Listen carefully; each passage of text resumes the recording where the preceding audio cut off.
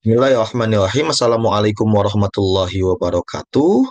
Perkenalkan kami dari kelompok satu ingin mempresentasikan mengenai artikel yang kami buat dengan judul Sempitnya Sudut Pandang sebagai Faktor Retaknya Kerukunan Beragama. Perkenalkan, saya Alfian Fahadi, kemudian juga ada rekan saya, Kak Alfia, kemudian Kak Anaya, lalu Kak Anissa, kemudian Kak Andre, dan juga Kak Adi Prata. Baik, untuk pendahuluan dan juga latar belakang akan coba saya sampaikan, ya, di mana esensi manusia, bahwa manusia selain merupakan makhluk yang sosial, yang saling berhubungan satu dengan yang lain, namun manusia juga merupakan individu yang memiliki keunikan dan cara berpikir dan memandang sesuatu secara unik, ya, yang dibentuk oleh latar belakang yang berbeda, ya, tergantung dari bagaimana dia dididik oleh orang tuanya, lingkungan tempat dia tinggal, kondisi alam dan lain sebagainya. Itu bisa membentuk karakter dia yang unik satu dengan yang lain. Tentunya dengan cara berpikir yang berbeda ini pula pasti akan menimbulkan perbedaan pandangan, perbedaan pendapat. Dan dalam konteks artikel yang kami buat, seringkali perbedaan ini dibenturkan dengan agama ataupun pilihan dalam beragama yang dia pilih, ya. Maka kita menemukan satu realitas sosial di mana keragaman agama dan juga mazhab adalah realitas yang tidak dapat dihindari. Di Indonesia sendiri kita memiliki 6 agama yang diakui. Ya, ada Islam, Hindu, Buddha, Katolik, Protestan, kemudian juga Konghucu. Dan di masing-masing agama pun masih ada mazhab-mazhab yang harus mereka pilih. Ya, di Islam ada mazhab Syafi'i, mazhab Hanafi, mazhab Hambali, ya, mazhab Maliki dan lain sebagainya. Bahkan di Indonesia sendiri masih ada aliran-aliran kepercayaan. Misal seperti Kejawen, Sunda Wiwitan, dan lain sebagainya. Itu semua adalah realitas sosial tentang keberagaman yang memang kita dapati di kehidupan kita di Indonesia. Nah, tapi sebenarnya Allah Subhanahu wa Ta'ala atau Tuhan yang Maha Esa itu menjadikan kita memang bersuku-suku dan berbangsa-bangsa, ya, berbeda satu dengan yang lain. Dan itu ada tujuan yang sangat mulia yang ingin Allah sampaikan kepada kita. Ya, Allah berfirman dalam Quran surat Al-Hujurat ayat 13. A'udzubillahi minasyaitonirrajim. Bismillahirrahmanirrahim. Ya ayuhan nasu inna khalaqnakum min zakari wa untha wa ja'alnakum su'uban wa qabaila lita'arafu. Inna akramakum indallahi atqakum. Innallaha alimun khabir. Kata Allah, ya ayuhan nas, wahai manusia, sesungguhnya aku menciptakan kalian, ya, dari laki-laki dan perempuan berbeda, ya, berbeda gender. Kemudian dan menjadikan kalian, emang Allah yang menjadikan kita, Tuhan yang menjadikan kita bersuku-suku, berbangsa-bangsa, berbeda budaya. Agar apa tujuannya?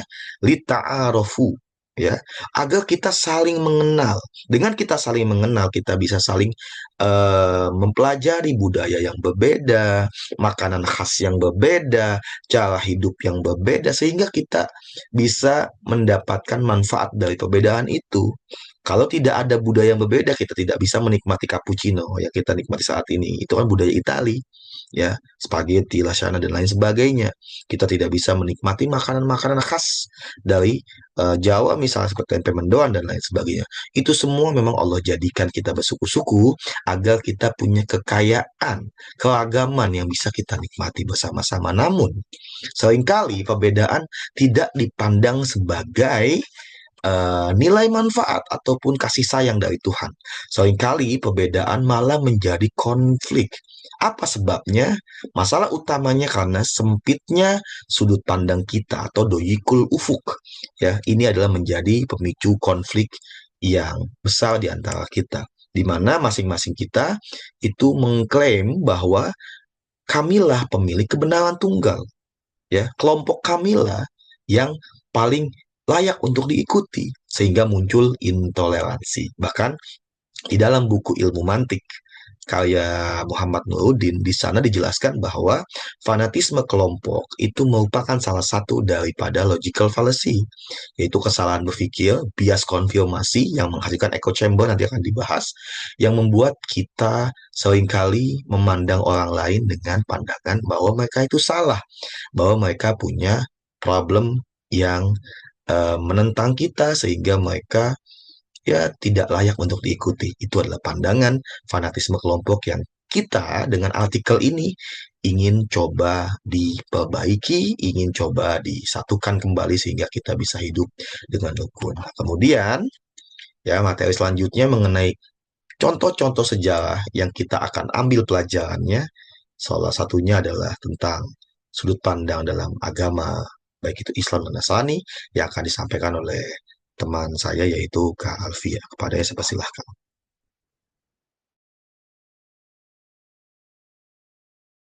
Oke, untuk peristiwa sejarah tentang perbedaan sudut pandang Islam, yaitu intraagama, yang pertama ada Perang Jamal, yaitu konflik internal Islam, melibatkan tokoh besar Aisyah, Talha, Jubair, dan VS Ali bin Abi Thalib.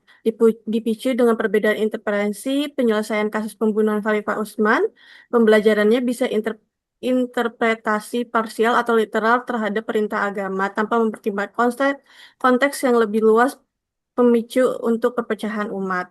Perang Jamal merupakan pertempuran sejarah di dunia Islam yang terjadi pada tahun 656 Masehi antara pasukan Khalifah Ali bin Abi Thalib melawan kelompok oposisi yang dipimpin oleh Aisyah, Talhal, dan Jubair. Akibat perbedaan pandangan dalam penyelesaian kasus pembunuhan Khalifah Utsman bin Affan serta adanya provokasi dari pihak ketiga. Nama Jamal yang artinya unta berasal dari fakta bahwa Aisyah menunggangi unta selama pertempuran yang berakhir dengan kemenangan Ali bin Abi Thalib yang menjadikan salah satu konflik besar dari awal sejarah Islam. Setelah wafatnya Khalifah Utsman, muncul ketegangan politik antara Ali diangkat sebagai khalifah, namun banyak pihak menuntut agar pembunuhan Utsman segera diadili. Aisyah, Talhal, dan Jubair menuntut Ali untuk segera menghukum pembunuh Utsman.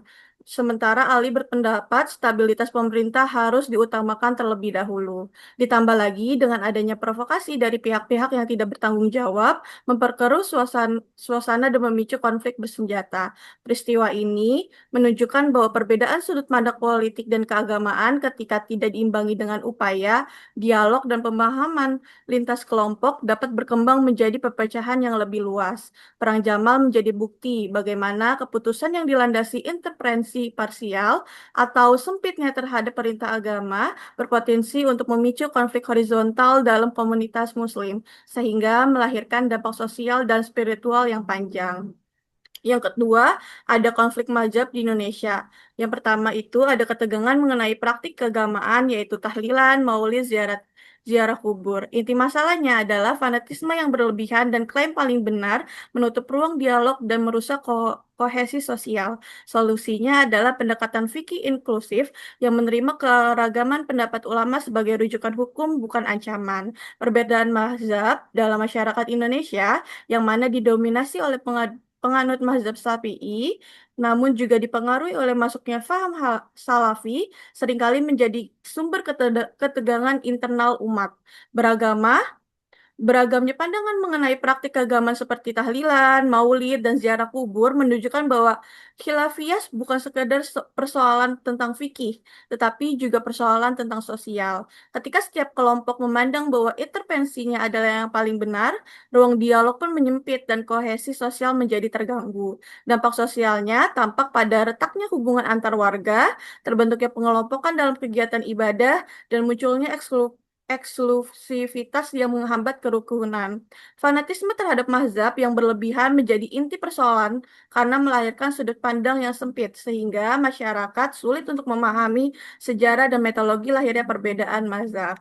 Untuk nextnya akan dijelaskan oleh rekan saya. Terima kasih. Baik, selanjutnya dipersilahkan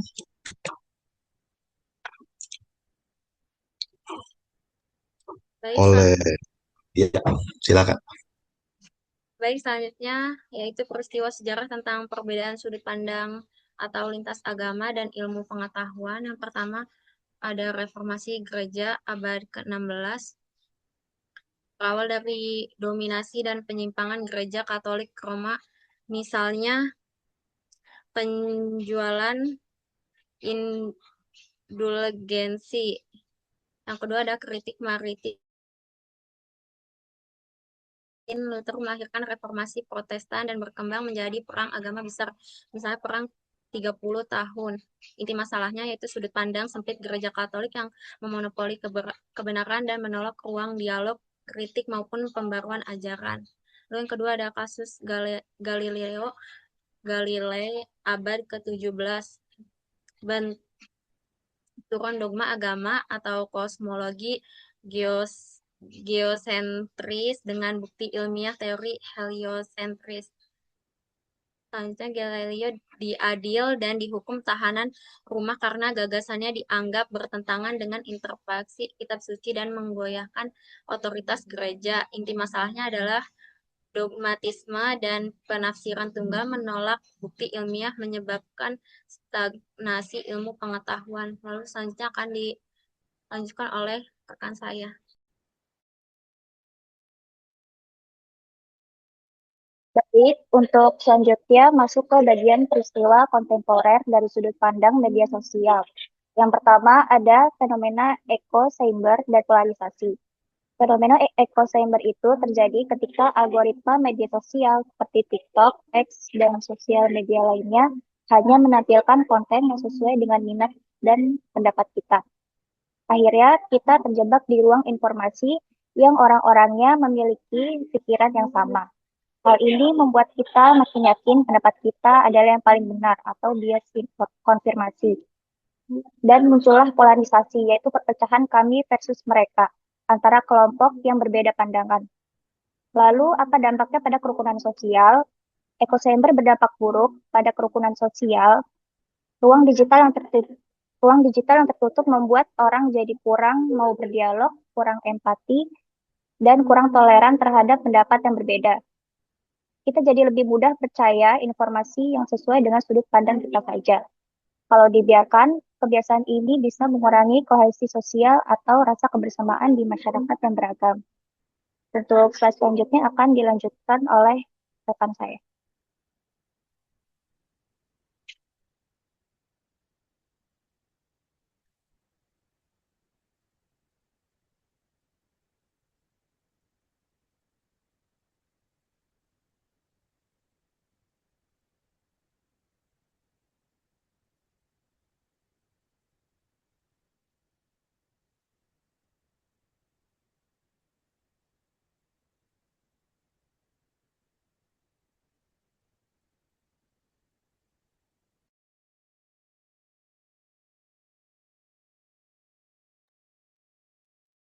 Iya.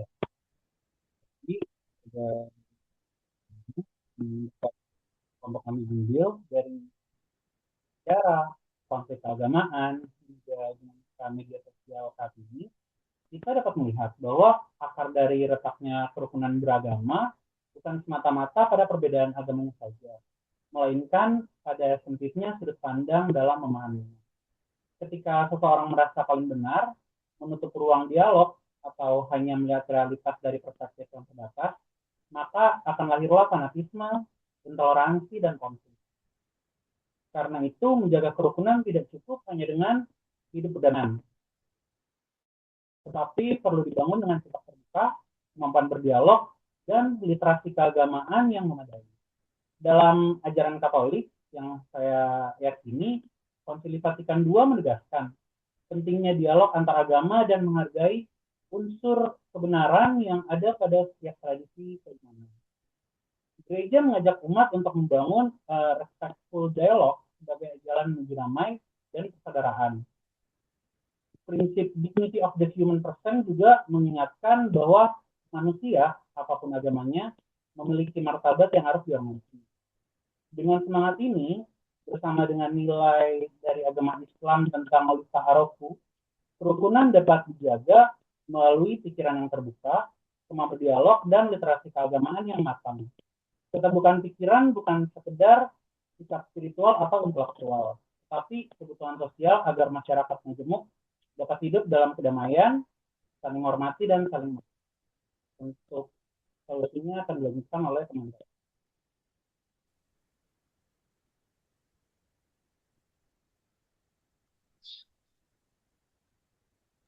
Baik, Kak Adibata, dipersilakan untuk rekomendasi solusinya.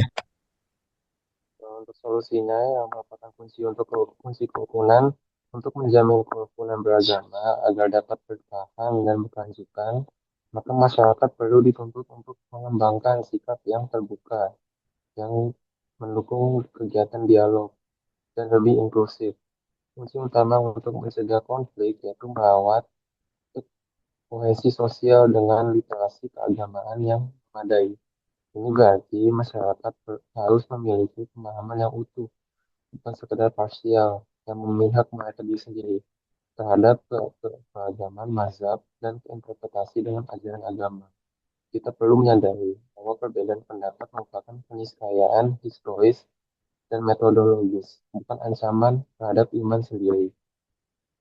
Lebih dari itu, kita perlu memiliki kesediaan aktif untuk memahami perspektif pihak lain.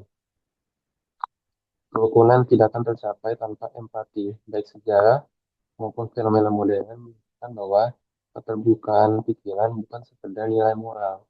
Ini adalah kebutuhan sosial mendasar yang menciptakan kehidupan yang harmonis dalam masyarakat yang plural, contohnya seperti negara Indonesia. Praktisnya harus kembali pada esensi ajaran Al-Quran, yaitu saling mengenal atau lita arafu secara proaktif, menghindari prasangka yang berbasis pada klaim kebenaran tunggal, serta membangun budaya berdialog secara sehat di setiap lini kehidupan sosial. Baik, terima kasih Kak Adibata atas kesimpulan yang disampaikan.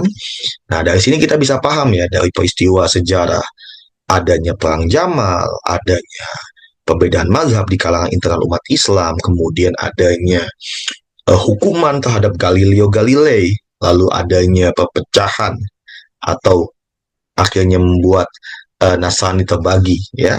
Ini menunjukkan bahwa ketika kita tidak mampu untuk saling menerima perbedaan pendapat, itu hanya akan menghasilkan konflik yang tentunya tidak memiliki nilai manfaat bagi kehidupan sosial kita sebagai manusia, menghilangkan keharmonisan dalam berhubungan, ya, membuat kita saling berprasangka buruk dan menolak untuk berdialog sehat. Maka perbanyak literasi, tingkatkan pemahaman agama, pahami bahwa Tuhan menjadikan kita berbeda untuk saling mengenal dan saling berprasangka baik agar hidup kita menjadi baik antara umat beragama. Demikian presentasi dari kelompok kami, kelompok 3. Jika ada yang kurang ataupun salah, mohon dikoreksi dan dimaafkan. Kurang lebihnya mohon maaf. Assalamualaikum warahmatullahi wabarakatuh.